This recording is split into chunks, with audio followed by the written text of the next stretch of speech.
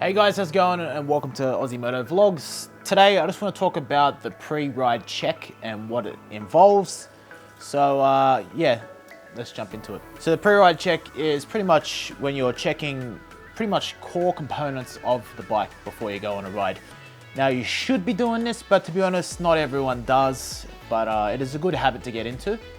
So we're gonna quickly break down what you should be checking. Now these are in no particular order, but as long as you check all these things, you should be good. I'll just start us off at number one, and you should check your tires. Make sure that they've got a good tire pressure. Make sure there's no punctures. Go over, feel the tire, make sure it's not bald. Obviously, because that is one of the most important parts of the bike because it's pretty much touching the road.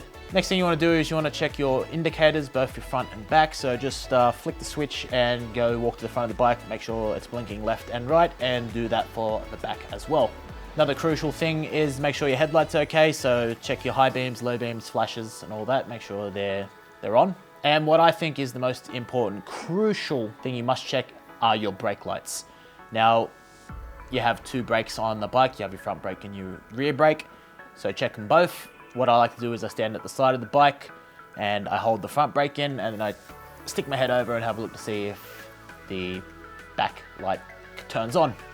And then what I like to do, if I don't want to stand on the rear brake side, I would pretty much just lean over, push the rear brake with my hand and have a look at the tail light. Make sure both lights turn on when you push both brakes. And that's generally about it. Obviously you want to have a quick little once over, make sure no cables are loose or all that.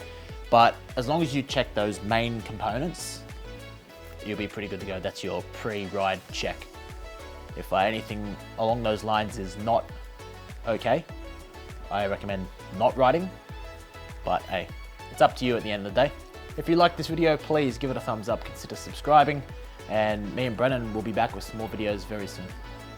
Bye for now. Hooroo.